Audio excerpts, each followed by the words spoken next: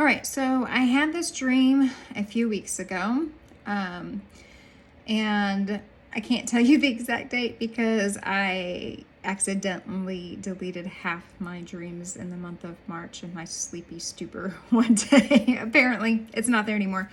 Luckily, God gave me all the details of this particular dream because this is one He's been putting back on my heart that He wanted me to talk about.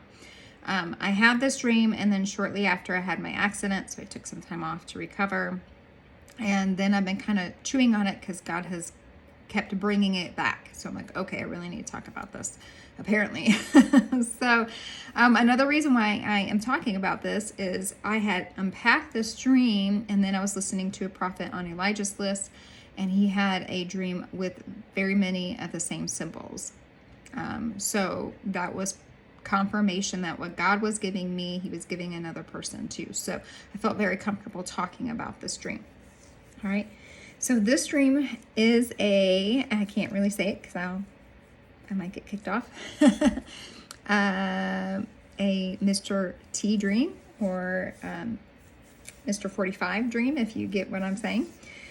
All right. So we were at one of his rallies, or it looked like a inauguration of some sort. And my husband and I were there. We were in formal wear. Okay, gowns. Everybody was dressed in gowns. Everybody was excited. Mrs. T was up there talking about her husband, and she said, "He is my rainbow."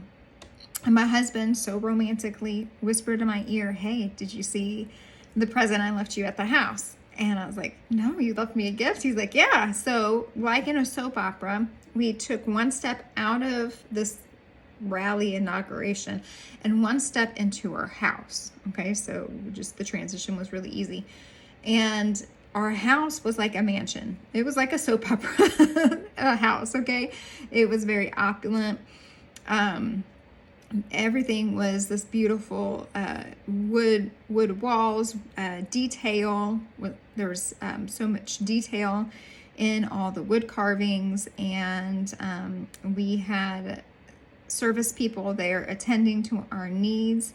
And he pointed to this one huge bare wall that had needed something, and there in that place he had commissioned an artwork piece.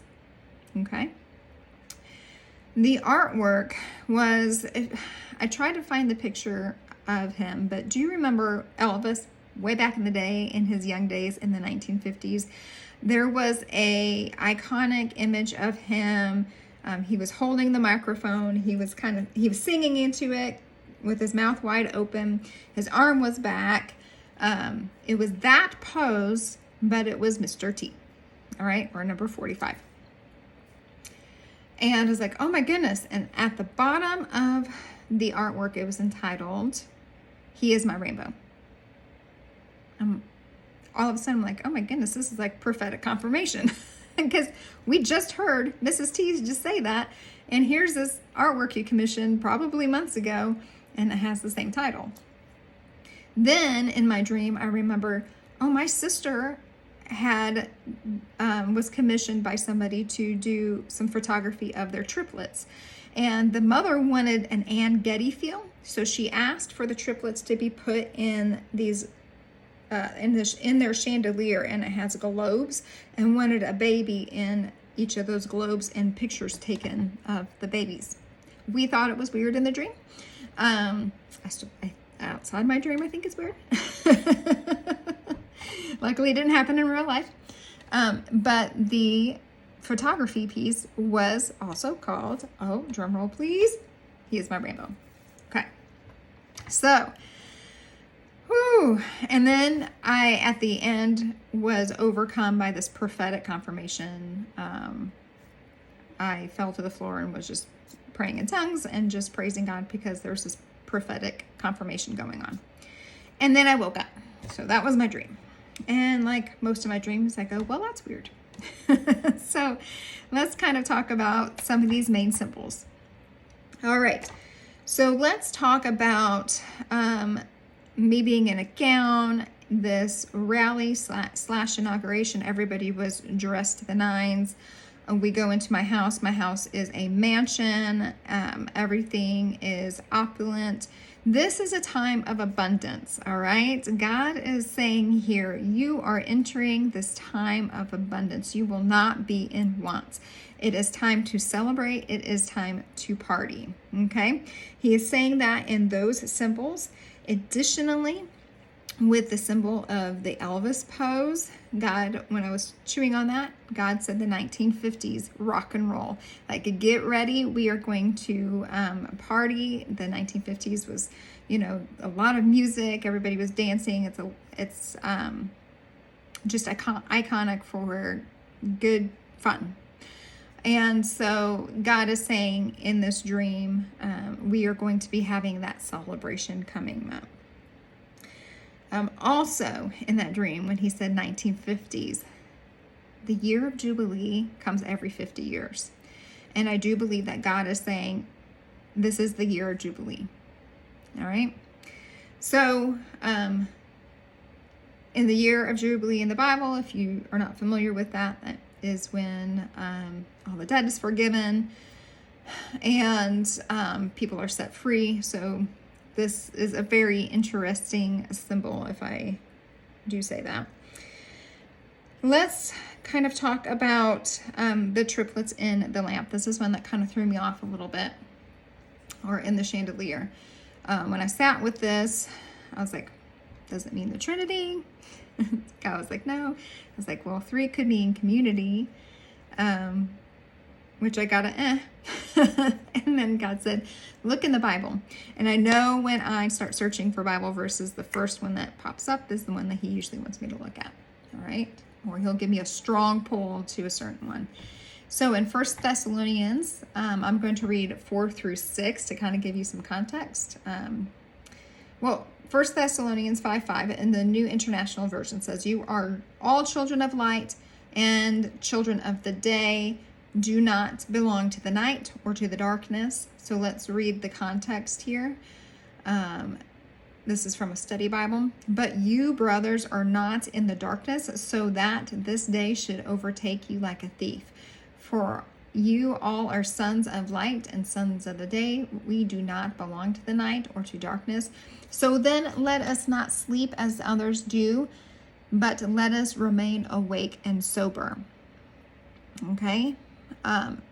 So there's a lot of different contexts to this, but what God was telling me in context of this dream, he is giving us an invitation to wake up. All right. It says, let us not sleep as others do.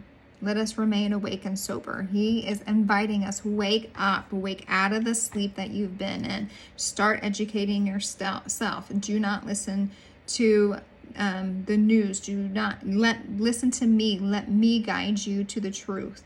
He is inviting us to wake up, and he is wanting us to be awake. So that's what that symbol means. Okay. So now let's talk about the slogan that was repeated over and over again in my dream. He is my rainbow. All right. So let's kind of talk about that a little bit. When I was chewing on that, God led me to the idea of the rainbow currency. All right. So there's a lot of talk of the rainbow currency lately, how we're going from fiat to rainbow digital currency that is more secure. It's backed by gold and silver. That's how the founders originally wanted our money backed by, was backed by gold and silver. We should never have had the Federal Reserve or the federal banks, any of that. God is saying, Israelite slaves is what he's saying every time I think about the Federal Reserve and the federal banks, because they have made us slaves and we just didn't know it. And now that we're waking up, we are realizing it. So that is a whole nother thing you can go down. But God was just saying that right now. Thank you, God. So, so the rainbow currency is what he was bringing attention to with He is my rainbow. Now, what is interesting is that this symbol had a dual meaning as well, similar to the artwork painting. At the time that I had this dream, I cannot remember if it was before or after I had this dream. Everything's blurred since the accident. But I was going through the Bama podcasts, and they were talking about Noah and the flood. And he specifically was talking about the rainbow. And as we know, that is a sign of God's covenant. But he went in more in more depth, so we can get a better view of both the Western and Eastern viewpoint of the rainbow. So let me talk about that a little bit. So there's different kinds of covenants that you can make in biblical times. This is a suzerain vassal covenant. Now, the suzerain is the person in power. They are the one that is taking care of the vassal who is lower. They are in charge of the vassal and making sure that they are protected and they have their needs met. The suzerain produces a covenant sign for the vassal to produce. Now, at any point, if the vassal cannot produce that covenant symbol, then they are in big trouble. Bad things can happen. And so it's always important to make sure that they never lose that sign of that covenant. So in the story, in the account of Noah, God produces the suzerain vassal covenant symbol in the sky as a rainbow. And he puts it in the sky and he says, I am giving you this covenant, but I'm also putting it somewhere where you can't damage it, where you can't lose it. All right? Because my covenant with you is so important. I don't want anything to happen to it. So I'm putting it in the sky. And in Hebrew, there's no word for rainbow. There's just a word for bow. And if you're looking at the bow faces God, points back up to God. So, it's just fascinating to see that symbol placed in this dream, because God is saying, listen, the promises I have made to you, my covenant I have made with you, it is still solid. It is still here. I will honor those covenants and those promises. Okay. He is our rainbow. Okay. That covenant is true. That covenant is solid. So God is saying that, remember, my children, as you are waking up, that my promises are solid, my promises are here, and good things are going to be coming. And I think that's so great. This dream is so great because there's nothing bad about this dream. And there's nothing bad about this dream. One thing I do want to talk about with the Mr. T and Elvis combo of it was Mr. T in the position of Elvis, but God was saying that to a lot of his prophets, he says that Mr. T is his David. So you have King David and you have the king of rock and roll, and that is another symbol that God was using in there, that he was going to bring back this figure, whether it is Mr. T or whether it is a T-like figure, to come back during this time of opulence. All right. So I want you to think about this, because a lot of people are going to be like, oh, you were putting him on a pedestal. You're worshiping him. No, there's no sign of that. No sign of that. You can say it. There's no sign of that. Are there things that I like about him? Yes. Do I think he's done some great things? Yes. Do I think that God can use people like David, who kept making mistake after mistake and had a lot of growing to do great things? Yes. And I think that's what he was doing in Mr. T. And a lot of people who are not versed well in the Bible do not see that correlation. But I think it's fascinating that almost all the prophets are getting words that that God is drawing a parallel between Mr. T and King David. So I think we need to take that into consideration. Now, I want us to remember that we should never put our hope in a man, okay? And even if Mr. T or a T-like person doesn't step in, God will produce this opulent period like the 50s where we rock and roll and everything's outrageous and fun. And there's going to be this time of joyous celebration. So that is what he is saying, okay? He is not saying, let's put a bust of Mr. T in our mansion. It's not going to happen. All right, I'm not going to say that. But I'm not going to say what God just said. So, but I just wanted to bring this dream out because it's such a great dream. It should produce a lot of joy to you. It does parallel a lot to the dream that I heard just a couple days ago after I wrote this dream out. And but his dream was, there was a lot more warning of bad things to come. I think those are just going to be headlines. I don't think they're really going to manifest, because God did not give me that feeling in this dream. In this dream, there was a lot of hope and there's a lot of joy. All right. And that's what we should be resting in right now. We should be trusting in the story of God and his goodness and his covenant to us. All right. And I just told a friend the other day, I was like, don't just trust in the beginning of the story. Don't trust in the end. You have to trust in the entire story, no matter what that looks like. And there's always bad things that happen in the middle of the story. So you have to trust in that time, in that wilderness, that God has this. All right. I was in the grocery store the other day looking for something for my children for the Passover week that we are now celebrating. And there was a very old lady, and she looked very discouraged, and she said, the packages keep getting smaller. And I took my earbud out. I said, I'm sorry, ma'am. And she said, the packages are getting smaller. I said, yeah, they're getting lighter too, aren't they? And she goes, yeah. She goes, I don't know how we're going to eat. And my heart just sank, because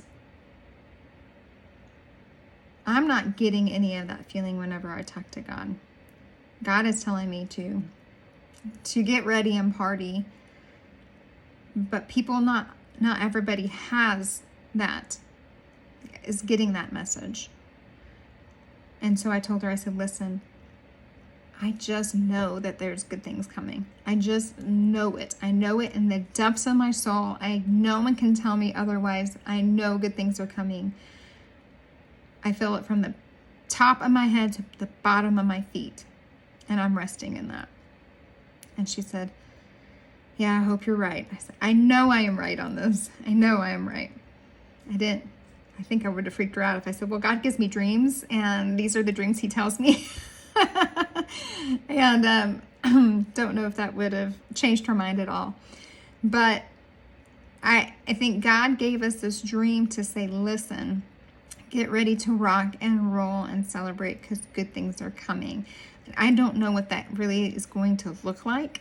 Does it look like I'm going to hang a picture of Mr. T in the form of Elvis on my wall? No, it won't happen. But good things are going to be coming. I just know that. What that looks like, I don't know. So I want you to take some time. I want you to pray about this dream. I want to ask God what God is revealing to you about this dream. Just know that I'm not going to get everything right. All right. This is not an exact science to me yet. So just pray about it and ask what God is telling you about this dream, and hone into his voice and his direction. All right. Have a great Passover week. Go in his shalom.